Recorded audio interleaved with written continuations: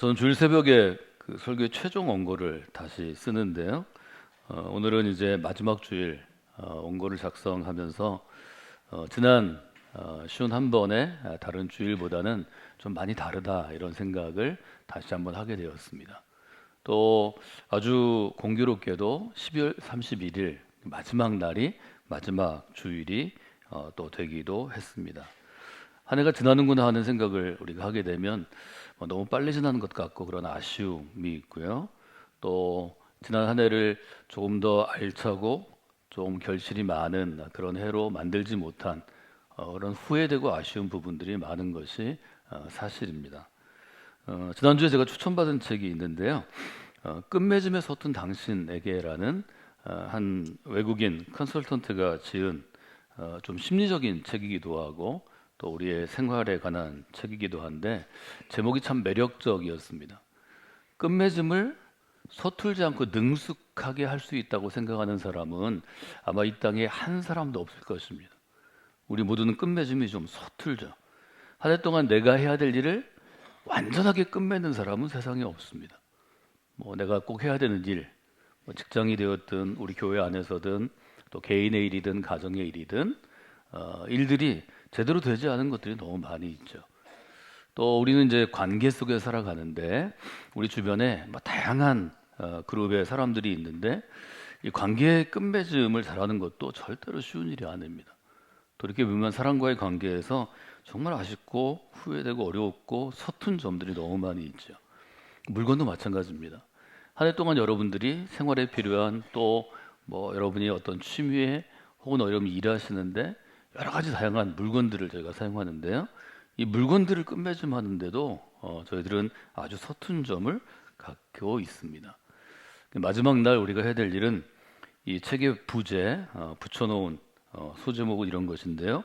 새로운 내일을 위해서 오늘 끝내야 할 것들 이렇게 써 있습니다. 12월 31일은 이처럼 끝내줌을 하는 그런 날로 우리가 사용하게 되는데 절대로 쉬운 일은 아니죠. 그런데 이 끝맺음을 잘해야 이제 앞으로 시간이 좀 지나면 11시간쯤 지나면 우리가 새해맞이 예배를 드리게 될 텐데 이 새해맞이 예배 가운데 새해를 맞으면서 새롭게 시작할 수 있습니다. 끝맺음과 새로운 시작은 사실은 이렇게 동전의 양면처럼 서로 좀 연결돼서 붙어 있는 그런 측면이 있다는 것을 다시 한번 저희들이 생각해 보게 됩니다. 시작이라는 생각을 하면 사실은 뭐 똑같은 시간이 흘러가는 건데 오늘은 한 해의 마지막 날이고 우리가 자정을 지나서 내일 밤 또 새벽이 되면 새로운 날인데 그 시작이 새로운 시작이지만 사실은 다시 한 해를 시작하는 것입니다. 그래서 다시 시작합니다. 아마 이렇게 우리가 얘기할 수 있을 것 같습니다. 그래서 한 해를 우리가 새해맞이 예배를 통해 시작할 때 뭐 아쉬운 것들, 마무리되지 않은 것들, 또 지나갔지만 뭐 그런 대로 한 것들, 또 흡족치 않은 것들, 뭐 여러 가지 것들을 오늘 한번 잘 생각해 보시면서 시간을 지내시면 좋을 것 같습니다. 다시 시작하는 것의 중요성에 대해서 제가 이야기할 때 예로 든 몇 가지 이야기가 있는데요. 그 중에 고 장정희 교수의 유학 시절 이야기가 있습니다. 뭐 장 교수가 유학을 가게 된 이유에 대해서는 제가 한 대학교 박사 과정의 시험에서 그가 시험을 볼 수 있는 자격조차 박탈당하면서 이 땅을 떠나는 것, 한국을 떠난 것에 대해서 얘기를 해드렸고요. 그렇게 이제 뉴욕으로 유학을 가게 되는데 1984년에 유학 6년 차에 많은 과정들이 있습니다. 강의를 들어야 되는 과정, 그 다음에 여러 가지 졸업 시험을 보는 것, 또 논문을 쓰는 과정이 있는데 하여튼 어려운 시간을 지나고 학위 논문을 이제 마무리를 다 하고 심사를 앞둔 그런 때였습니다. 이제 심사 기간이 얼마 남지 않아서 이게 논문을 다 거의 끝내서 마지막 최종 교정만 하면 되는데 그때는 이제 컴퓨터를 쓸 때가 아니기 때문에 다 타자기로 쳐야 합니다.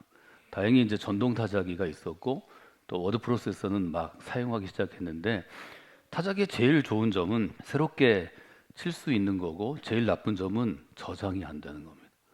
타자기는 저장이 안 됩니다.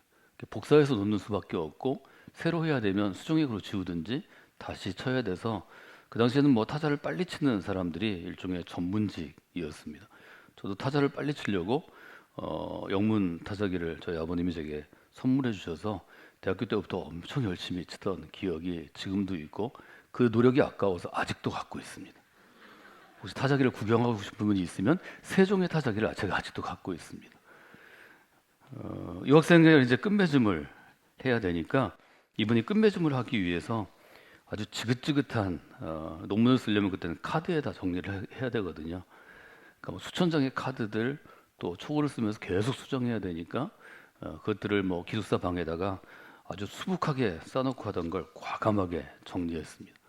마지막 파이널 드래프트라고 불리우는 최종 보원을 놔두고 나머지 다 버리고 이제 옷도 그때가 이제 뉴욕의 여름이 아주 더운데 뭐 하여튼 유학할 때는 정말 거지 같은 옷들 많이 있거든요. 그러니까 뭐 다 버리고 누가 줘도 안 가져갈 것들이니까 다 버리고 책들도 다 정리하고 그래서 꼭 마지막 논문에 필요한 것만 이제 큰 트렁크에 넣었는데 자신을 많이 도와주던 언니가 아파서 LA에서 언니가 사는데 간병하기 위해서 기숙사를 다 정리하고 트렁크를 들고 이제 LA로 가게 됐습니다. 그래서 이제 언니랑 좀 같이 있으면서 심사 기간까지 좀 있으려고 그랬는데 언니가 이제 아프고 그래서 한국으로 아예 들어가서 좀 치료를 받기로 해서 다시 이제 뉴욕으로 오고 언니는 서울로 가서 서울로 가는 길과 뉴욕으로 가는 길이 이제 엇갈리게 되었습니다. 아시는 것처럼 장 교수님은 어려움이 많았기 때문에 친구들이 많이 도와줬는데 케네디 공항에 나와서 친구가 마중을 나오고 또 바로 대학 기숙사가 있는 올바니까지 가려면 기차를 타고 가야 됐으니까 집에서 조금 쉬었다 가라고 집으로 데리고 갔습니다. 친구 집에 도착해가지고 10분쯤 지나서 커피를 마시는데 10살짜리 딸이 들어와가지고 다급하게 얘기합니다. 엄마 우리 차에 도둑이 왔어요. 트렁크를 열어가지고 트렁크 속에 있는 거 다 가지고 갔어요. 젊은 장녀이가 그 자리에서 기절을 했답니다. 뭐라고 하면서 기절했냐면 내 논문 이러고 기절을 했는데 깨어나 보니까 아무것도 없습니다. 얼마나 허망한 순간입니까? 고생하면서 유학 온 것도 힘들고 유학 와서도 정말 죽을 고생했습니다. 눈 많이 오는 곳이고 여름에 덥습니다. 비도 많이 옵니다. 눈 오고 비 올 때 무거운 가방을 들고 또 보조 목발 기구를 짚고 도서관 왔다 갔다 하는 게 쉬운 거 아닙니다. 강의실 왔다 가는 것도 쉬운 거 아니죠. 이럴 때 우리 후회합니다. 기숙사 정리를 논문 심사 다 끝난 다음 날 할 걸. 자료나 뭐 이게 다 없어졌잖아요. 최종본을 저 같으면 최종본을 여러 부 복사해서 하나는 친구한테 맡겨놓고 하나는 학교 제 자리에 도서관 자리에 놓고 아마 하나는 빨간 펜으로 수정하러 갔을 거예요. 제 성격이 그렇거든요. 제 설교 원고가 지금 혹시 몰라서 제 컴퓨터에 또 빠져 있고 제 지금 책상에도 있고 이게 다 있거든요. 근데 장 교수는 딱 너무 지긋지긋했던 것 같아요. 한 부만 했다는 거죠. 한 부가 없어진 거예요. 하여튼 뭐 후회해봐야 소용이 없어서 정신을 수습해서 어떻게 왔는지 모르고 밤에 기차 타고 학교까지 왔습니다. 텅 빈 기숙사에 가서 방문을 잠궜답니다. 그리고 쓰러졌는데 아무것도 먹지 않고 아무것도 하지 않고 사흘이 지나 있더랍니다. 뭐 배고픈 것도 없고 정신도 없고 그때가 8월 달이라 굉장히 더운 때였는데 방문 걸어 잠그고 커튼 내렸는데 더위도 못 느꼈답니다. 넋이 나간 그런 상태죠. 그 와중에서도 고생하던 장면들은 영화처럼 머릿속을 지나가서 어릴 때부터 초등학교 때 고생하던 거, 중학교, 고등학교, 대학교 겨우 다닌 거, 또 제가 말씀드렸지만 박사과정 시험 보러 가지고 무시당하고 유학 가야 되겠다 싶어가지고 8달 후에 유학 온 거, 그 강의실에서 어렵게 다니던 거, 도움받은 사람들, 또 사랑하는 가족들, 뭐 이런 때 우리가 절망하게 되죠. 그러나 여러분, 이런 절망이 있을 때도 믿음의 사람은 거기서 끝나면 안 됩니다. 이렇게 정말 넋이 나간 상태, 정신이 없는 상태가 되면 쉽게 생명도 포기할 수 있습니다. 그러나 여러분이 그리스도의 사람이 되고 하나님께서 여러분을 선택하시고 지명하여 부르셔서 하나님의 자녀가 되면 우리의 생명은 하나님의 소유입니다. 생명을 내 마음대로 할 수 없습니다. 정말 모든 걸 다 잃은 이런 상태에서도 그래도 여러분이 하나님께 도움을 요청하고 주님의 이름을 부르고 십자가를 붙잡으면 하나님께서 또 일어날 기회를 주시고 살 힘도 주시는 것입니다. 다섯째 날 아침이 됐는데 두껍게 쳐진 커튼 사이로, 기숙사 커튼 사이로 햇빛이 좀 들어왔던 것 같습니다. 그때 기적처럼 이분이 일어나서 거울 앞에 서서 보니까 머리는 헝클어져 있고 얼굴은 제 맘대로고 인간이 아닌 유령 같은 모습이 있더라고요. 갑자기 헛웃음이 나왔는데 기적처럼 마음속 깊은 곳에서 이런 얘기를 들었다 그럽니다. 괜찮아. 다시 시작하면 되지. 다시 시작하면 되지. 기껏해야 논문 하는데 너 지금 살아있잖아. 논문 다시 쓰면 되지. 이런 이야기를 들었다는 거죠. 여러분이 믿음 안에 있으면 하나님께서 또 우리가 고백하는 주님께서 성령께서 반드시 이렇게 말을 걸어오십니다. 지난 한 해 동안 이런 일들이 아마 있었을 것입니다. 근데 여러분이 믿음이 너무 단계가 낮거나 좀 믿음이 연약하면 하나님이 이렇게 말 걸어오시고 여러분에게 얘기하셔도 잘 못 알아들을 수는 있습니다. 그러나 오늘 지금 우리가 살아서 이 자리에 예비하는 것은 반드시 그 일이 있었기 때문입니다. 깊은 절망 가운데, 낙심 가운데 어려움이 없다고 할 수 없습니다. 저는 정말 믿음 안에서 잘 살고 또 유능해지고 당당해지면 그런 일이 좀 적을 거라고 생각했는데 하나님이 절대 면제해 주시지 않는다는 것을 올해도 살면서 또 느끼게 됩니다. 삶의 고비가 참 저도 많았습니다. 아마 청년 장령이에게도 아마 그런 일이 있었는데 그때 기적처럼 마음속에서 하나님의 역사를 체험할 수 있을 것 같습니다. 저는 이렇게 책 밑에 적었습니다. 살아있으면 다시 시작할 수 있습니다. 여러분 절망의 때, 고난의 때가 있을 것입니다. 그때 반드시 교회로 전화하시고 목사님께 어떻게든 연락해서 기도 받으시고 도움을 요청하십시오. 목사님 저 이상해요. 제가 지금 제정신이 아니에요. 누군가 저를 도와줘야 되겠어요. 여러분 소그룹에 전화하시고 교회 공동체의 도움을 받으셔야 합니다. 이것이 교회를 우리에게 주신 이유라고 저는 목회하면서 아주 강력하게 깨닫습니다. 이 타이밍 잘못 놓치면 스스로 생명을 포기할 수 있는 게 인생입니다. 살아있으면 다시 시작할 수 있습니다. 논문 다시 쓰면 되죠. 정영희 교수가 15년이 지난 다음에 그때 얘기합니다. 그때는 정말 죽을 줄 알았는데 그래도 지나가니까 내가 그걸 잘 이겼구나 이렇게 얘기합니다. 저는 여러분에게 시편 37편을 반드시 일종의 비상구처럼 비상용으로 적어놓고 다니시고 암송하시길 원합니다. 시편 37편에 보면 제가 2년 전에 설교해 드렸는데요. 이렇게 쓰여 있습니다.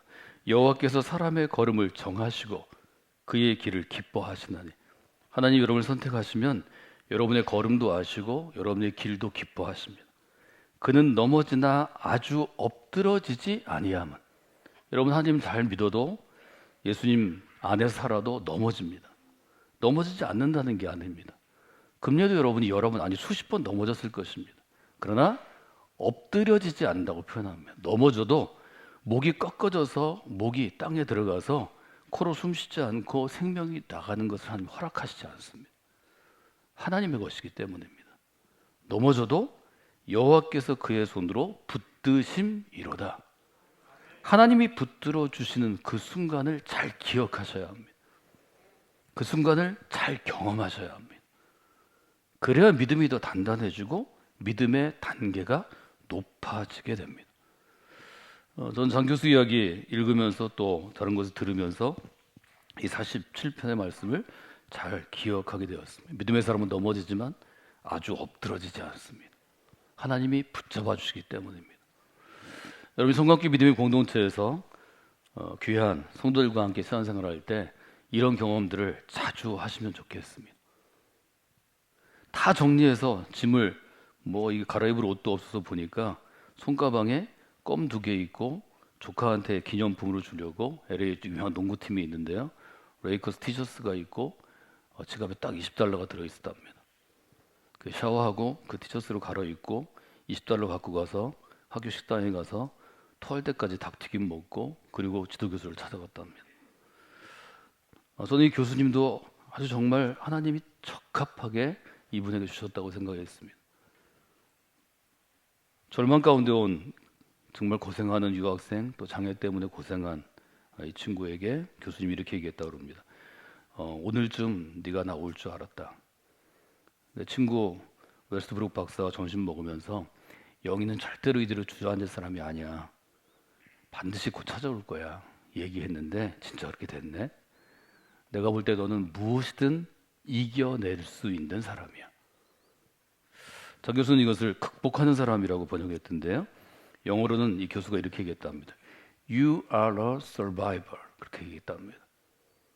survivor은 우리 생존하다 이렇게 표현하는데요. 죽을 고비와 낙심과 절망을 견디어내고 버텨내는 것입니다. 의인은 믿음으로 말미암아 살리라. 하박국 말씀 로마서에 인용했던 바울이 인용했던 이 말씀을 우리가 함께 나누었습니다. 믿음은 어떤 것인가 하면 이런 죽을 수밖에 없는 상황 혹은 낙심한 상황을 견디어내는 것입니다. 끝까지 버티는 것입니다. 제가 등을 기대고 버텨내는 거라고 말씀을 드렸습니다. 여러분이 그런 분들이 되시기를 원합니다. 생각보다 금년이 굉장히 어려운 해였습니다. 코로나 때는 정신없어서 잘 몰랐고 코로나 이후에 지금 우리나라 사회 전체가, 우리나라만 그런 게 아니고요, 전 세계가 어려운 사람들, 어려운 업종, 어려운 곳이 너무 많이 있습니다. 우리가 지금 딴 데 정신 팔려고 잘 모르는 것 같습니다. 이게 무슨 여와 야가 싸우고 진보와 보수와 싸우는 게 중요한 게 아닙니다. 먹고 살아야 될 때고 생존해야 될 때입니다. 이 박사과정의 학생에게 인생의 고통 가운데 여기까지 온 사람에게 정말 좋은 얘기를 해주는 거죠. 그리고 이렇게 얘기합니다. 한번 써봤으니까 더 좋은 논문 쓸 수 있을 거야. 실제로 장영희 교수는 1년 후에 더 좋은 논문을 쓰고 학위를 받고 귀국합니다. 그리스도인은 어떤 사람인가요? 그리스도인은 믿음으로 무엇이든 견디어내고 버티어내서 결국 이겨내는 사람입니다. 하나님이 그 일을 도우십니다. 여러분이 믿음으로 하나님께 요청하면 하나님이 거절하시지 않습니다. 이런 기도는 거절하지 않습니다. 그것을 여러분이 마음에 두고 그렇게 살아오셨을 줄로 믿습니다. 앞으로 12시간 후에도 내년도 그렇게 사시는 분들이 되시기를 원합니다. 저는 더 상황이 좋아지기를 원하지만 내년도 상반기에 굉장히 어려울 것 같은 생각을 하게 되고 예상이 많습니다. 하반기 지나야 좀 나아질 수도 있고 또 그대로 갈 수도 있다고 그럽니다. 상황이 바뀌지 않으면 뭐가 바뀌어야 되나요? 내 믿음의 그릇이 바뀌어야 합니다. 내 믿음의 사이즈, 크기가 좀 바뀌어야 합니다. 인생을 보는 나의 생각이 바뀌어야 합니다. 계속해서 저는 여러분에게 도전했습니다. 새로운 미래를 어떻게 만드나요? 새로운 생각이 새로운 미래를 만드는 것입니다. 새로운 미래를 어떻게 만들어 가시나요? 새로운 믿음이 새로운 미래를 만들어가는 것입니다. 제가 그 주제를 가지고 여러분과 새벽에 이 한 주간 계속해서 제가 설명해 드리고 붙잡고 기도하고 할 것입니다. 여러분이 새벽에 나오는 그 시간을 통하여서 새로운 생각을 품는 한 주가 되시기를 원합니다. 새로운 믿음으로 좀 새롭게 폼을 형성하는, 말하자면 업그레이드 되는 시간이 되시기를 원합니다. 이것이 우리가 살 수 있는 길입니다. 이것은 바꿔 얘기하면 하나님이 베푸시는 은혜, 즉 도우심으로 견뎌내는 것이고 버텨내는 것이고 이겨내는 것입니다. 이것이 신앙생활입니다. 지금 디모데후서에 등장하는 바울이 그랬습니다. 데마가 그랬습니다. 누가가 그랬습니다. 여러분이 그 마음을 가지고 살아가시는 분들이 되시기를 주님의 이름으로 부탁을 드립니다. 전효희 교수가 논문을 끝내고 모교에 들어와서 교수가 된 다음에 15년 후에 15년이면 1999년인데요. 이렇게 썼습니다. 15년이 지난 다음에도 그때를 생각하면 가슴이 내려앉을 정도로 어렵고 힘든 일이었다. 그러나 그 경험을 통해서 절망과 희망이 늘 가까이 있고 넘어져서 주저앉기보다 차라리 다시 일어나서 걷는 것이 더 편하다는 것을 배웠다. 시간이 지났으니까 이렇게 얘기하지만 이게 쉬운 게 아니죠. 이게 다시 시작하는 법이다. 우리가 이렇게 볼 수 있겠습니다. 신앙생활은 계속 다시 시작하는 것입니다. 신앙생활 여러분 열심히 해도 계속 넘어질 수 있습니다. 계속 넘어져서 무릎도 깨지고 다리도 아프고 잘못 넘어져서 얼굴에도 상처 날 수 있습니다. 또 일어나십시오. 다시 일어날 힘을 주소서 이렇게 기도하시고 또 일어나시면 되는 것입니다. 이걸 제일 잘 보여주는 게 바울의 사역입니다. 아시는 것처럼 바울의 곁에는 함께 교회를 세우고 복음을 전하고 전도하고 세례를 주고 그 전도한 초신자, 새신자를 훈련하고 훈련해서 리더로 세우고 그래서 아주 좀 더 안정적인 교회를 세우는 동역자들이 많이 있었습니다. 로마서 16장에 보면 그 동역자 이름을 알 수 있는 게 100여 명이 넘고 120명쯤 되고 뭐 가족들까지 하면 200명, 300명, 수백 명이 될 것입니다. 오늘 함께 읽은 디모데후서에서 우리는 두 사람을 만나게 되는데 10절에 데마라는 인물이 있습니다. 11절 누가라는 인물이 있습니다. 데마와 누가 두 사람이 있죠. 근데 데마는 이 세상을 사랑하여 나를 버리고 데살로니가로 갔고, 그래서 저는 데마를 데살로니가로 가는 길에 있는 사람이라고 그렇게 정의했습니다. 누가만 나와 함께 있느니라. 누가는 바울과 함께 있었는데 바울이 이때 로마에 갇혀 있었기 때문에 일종의 가정집을 감옥으로 해서 연금처럼 갇혀 있었기 때문에 로마로 가는 길 이렇게 표현했습니다. 바울이 걸어간 길에 대해서는 제가 매번 신앙의 정의를 내릴 때 여러분에게 강조해서 알려드렸습니다. 알도 톰비라는 학자는 바울을 이렇게 얘기했습니다. 바울이 걸어간 길, 바울의 발길이 머무는 곳에는 마을이든 도시이든 바울의 영향력, 즉 우리가 오늘 찬양한 것처럼 보네포가 얘기한 선한 능력이 피할 수 없었다고 얘기합니다. 풍성했다고 얘기합니다. 맞아요. 바울이 들어가서 머물렀던 마을, 도시는 그리스도의 십자가 복음의 아주 선한 능력, 그 영향력이 아주 꽃피었다는 거죠. 그래서 바울이 로마에 끌려서 들어온 날, 죄인으로 들어오는 날, 그날 로마의 하늘에는 복음의 새벽이 밝아오고 있었다. 그래서 이 구절이 아주 유명합니다. 토인비는 또 이렇게 주장했는데요. 바울처럼 세계 역사의 운명을 바꿔놓은 사람은 없었다. 세계 역사 속에 바울처럼 결정적인 영향력을 행사한 사람도 없었다. 저는 이 구절 때문에 그리스도인으로 바울을 전공하는 일종의 신학자요, 목회자요, 설교자가 되겠다고 결정했습니다. 바울이 너무 매력적인 인물이었습니다. 이런 바울과 함께 삶을 나눈 사람은 영향을 받게 되었고 삶이 변하게 되었고 바울이 걸어간 길을 함께 걷는 사람들 동역자가 되었습니다. 그 중에 데마가 있습니다. 그런데 어떻게 해서 데마는 나의 동역자라고 소개하죠. 빌레몬서 24절에도 보면 또한 나의 동역자 마가, 아리스다고, 데마, 누가가 무난하니라. 데마하고 누가가 동시에 등장합니다. 나의 동역자로 소개된 이 데마가 또 초기 교회 문헌을 보면 로마의 거리를 걷고 있던 바울의 오른편은 누가가 있고 왼편은 데마가 있었다. 이런 기록도 찾아볼 수 있다고 합니다.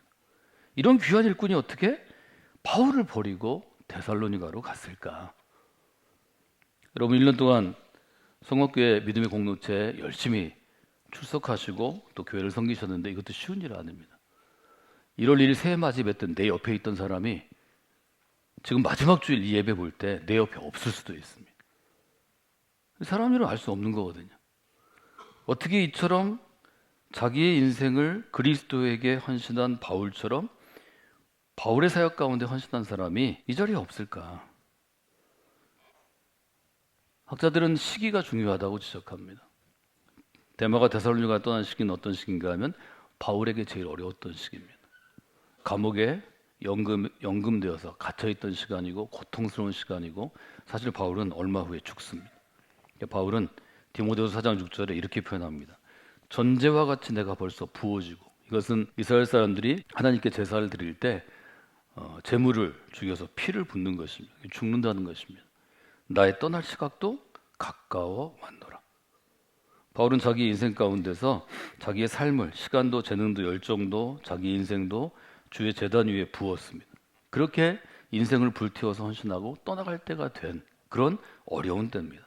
하필이면 이때 데마는 바울을 떠납니다. 바울을 떠난 이유에 대해서 10절은 이렇게 얘기하죠. 데마는 이 세상을 사랑하여 나를 버렸고, 이 세상이 어떤 것, 뭐 진짜 세상 그 자체가 될 수도 있고 세상인 어떤 사람이 될 수도 있고, 성경에서 로마서에서 이 세세의 풍조를 따르지 말고 이렇게 번역하기 때문에 세상에 영향을 끼치는 어떤 사상이나 철학이나 영적인 흐름이나 유행이나 문화일 수도 있습니다. 데마가 데살로니가로 간 것은 뭔가 문제가 생긴 것입니다. 근데 내가 막 교회를 떠난 것은 아닐 것입니다. 신앙생활을 떠난 것도 아닐 것입니다. 실제로 데살로니가에는 1세기 당시에 그리스도인들이 많이 살았고, 데살로니가 교회는 여러분이 데살로니가전서 1장을 읽어보시면 좋은 평가를 받습니다. 7절에 보면 모든 믿는 자의 본이 된 교회였습니다. 8절에 보면 믿음의 소문이 퍼져나간 교회였습니다. 그러니까 데살로니가 나쁜 교회로 간 것이 아닙니다. 데마가 데살로니가로 가서 데살로니가 교회를 잘 섬겼을 가능성도 있습니다. 근데 이 부분을 연구하는 학자들은 이렇게 설명합니다. 데마는 바울처럼 자기의 시간과 재능과 인생을 피 흘리듯이 주의 재단, 하나님의 재단 앞에 붙는 데서 떠나가서, 즉 헌신적인 신앙에서 떠나가서 내 방식대로 신앙생활을 하는, 좀 평안하게 내 스타일로 신앙생활을 하는 것으로 전환했다는 것입니다. 이것이 데마가 데살로니가로 가는 길에 간 이유라는 것입니다. 반대로 바울의 곁에 서서 신앙의 어려움을 함께 경험한 누가는 이런 평가를 받습니다. 11절, 누가만 나와 함께 있느니라. 다 떠난 것 같습니다. 누가는 끝까지 남았습니다. 여러분 1년간의 삶을 돌아보실 때 여러분은 여러분의 무엇을 추구하기 위해서 데살로니가로 간 데마와 같은 일들이 많았는지, 아니면 다 떠나가도 바울의 사역을 계승하고 바울을 지키기 위해서 바울의 옆에 있던 누가와 같았는지 한번 돌아보시면 좋을 것 같습니다. 초기 교회 교인들을 두 그룹으로 나누는 그런 일들이 있었다고 그러는데요. 하나는 오늘에 머무르는 사람과 그날을 기대하는 사람이라고 그럽니다. 많은 사람들이 오늘에 머무르기를 원합니다. 오늘 신앙이 어떤 답을 얻고 보상을 받고 잘 되기를 원합니다. 어떤 어려움이 오면 좀 피하고 떠나고 그러기를 원합니다. 그런데 그날을 기대하고 희망을 붙잡는 사람도 여전히 있었다는 거죠. 주님께서 이루실 그날을 기대하며 살아가는 사람들입니다. 주님의 뜻을 사모하는 사람들입니다. 그래서 바울은 데마의 삶에 대해서 또 누가의 삶에 대해서 이렇게 우리에게 기록을 남길 수 있다는 걸 여러분들이 기억하시면 좋을 것 같습니다. 오늘에 머무르는 사람들은 데살로니가로 가는 길 위에 있습니다. 그날을 기대하고 희망을 붙잡는 사람들은 로마로 가는 길 위에 있다. 이렇게 여러분들이 한번 생각을 해보시면 좋을 것 같습니다. 오늘 2023년의 마지막 주일입니다. 나는 올 한 해 데살로니가로 가고 있는지 로마로 가고 있는지를 한번 여러분들이 질문하시면 좋겠습니다.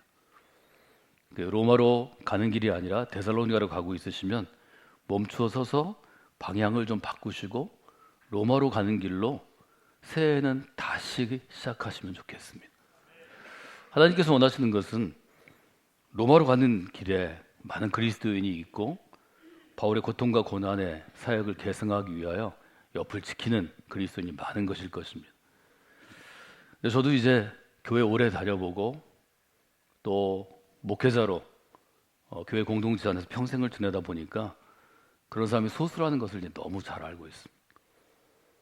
그럼에도 불구하고 로마로 가는 길 위에 있는 사람들을 길러내는 게 교회의 역할이고 또 목회자들이나 헌신된 사람들의 역할인 것도 알고 있습니다.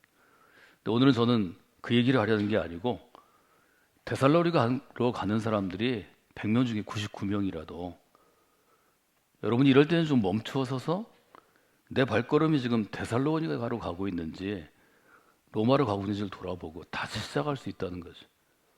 여러분 한 사람 두 사람이라도 길을 돌려서 로마로 다시 가셔야 합니다. 누군가는 로마로 가야 하기 때문입니다. 코바디스 여러분들 기억하시는데요. 베드로가 로마를 떠나서 나오다가 다시 로마로 돌아가는 장면이 있습니다. 예수님에게 길을 묻다가 그렇게 되는 거죠. 그래서 저는 이 끝맺고 다시 시작하는 이 시간이, 또 앞으로 우리가 한 주간 새해 첫 주를 새벽을 깨워서 좀 각성해서 영적으로 좀 서는 이 시간이 그런 시간이 되시면 좋겠습니다. 여러분 지혜로운 인생 또 귀한 인생을 사시려면 오늘 남은 12시간 남짓한 시간 동안에 끝맺음 잘 하셔야 합니다. 그리고 새해 맞이 예배 나오셔서 새로 시작하는데 다시 시작하시면 됩니다. 저는 계속해서 신앙생활을 잘하고 좋은 열매를 맺는 것을 여러분에게 물론 강조하는 설교자의 입장이고 목회자의 입장이지만 그게 얼마나 어려운지를 또한 잘 알고 있습니다. 그래서 조금 한 해가 좀 어렵고 힘들고 그랬어도 다시 새로운 마음으로 다시 시작하면 하나님은 새로운 기회를 주신다 하는 말씀을 여러분에게 좀 꼭 드리고 싶었습니다. 여러분, 다시 시작하는 은혜, 다시 시작하는 용기, 다시 시작하는 결단이 아주 필요한 시점입니다. 그래서 로마로 가는 길로 돌아서서 다시 그 로마로 들어가는, 또 바울과 함께 있었던 누가의 모습을 생각하면서 다시 시작하는 그런 귀한 시점과 경험과 결단이 있으시기를 주님의 이름으로 부탁을 드립니다.